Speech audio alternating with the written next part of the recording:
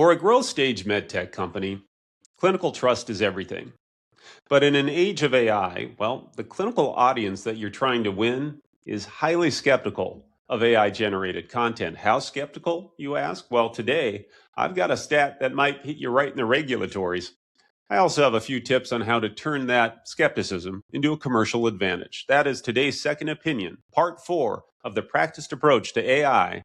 Trust is the differentiator.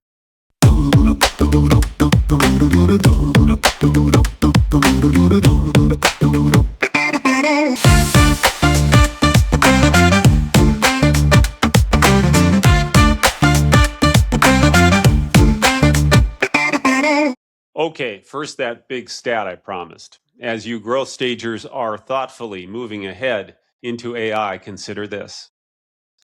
A whopping 77% of clinicians now always or often validate AI-generated health information before acting on it due to concerns around bias, hallucinations, and misinformation. I haven't seen that kind of skepticism since I told my wife I trained our beagle to use the dishwasher.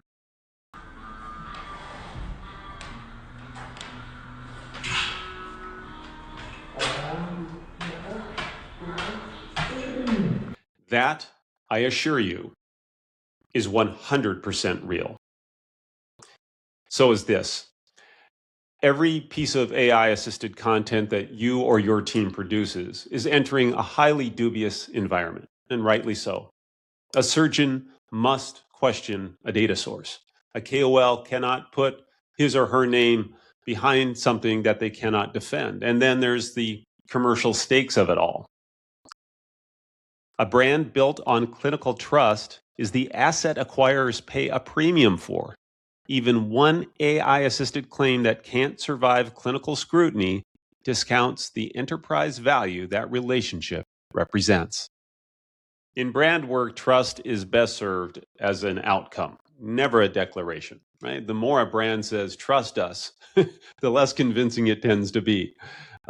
In MedTech, trust is built intentionally through actions and evidence, absolutely, but also through communications and content that is credible and defensible and unmistakably human. I think the brands that earn clinical trust in an age of AI will have something in common. While they may be assisted by AI, their audiences will still be able to feel what feels real. And we carbon-based life forms have a role in that, actually two, at both ends of this winning AI-enabled process. Human truth in, human judgment out, AI is the accelerant in the middle. Apply that sequence consistently, and you produce something that AI alone never can.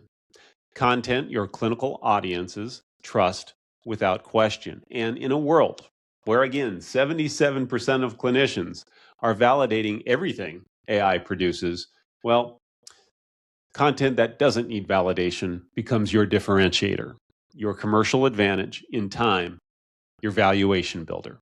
So, how do you go about turning that clinical skepticism into your commercial advantage today? 3 things. 1, add a credibility checkpoint before anything ships. One human asks, what evidence supports this? Who validated it? Would we defend this claim in front of a skeptical clinician? Uncertain on any of those, it doesn't go out. 2, measure trust, not just engagement. Track qualitative feedback from your sales team, your KOLs, your physicians, alongside clicks and conversions. Trust shows up in conversations before it shows up in analytics. 3, reserve the highest value thinking for humans. Positioning, messaging architecture, clinical interpretation, brand voice. Use AI to rev the engine, never to replace the judgment that makes those decisions defensible. And that brings us to the end of this series. FNN Med's practiced approach to AI. 4 episodes, 1 governing idea. Human truth in, human judgment out. AI is the accelerant in the middle. If you'd ever be open to a webinar or a workshop, just reach out. I'll bring the beagle.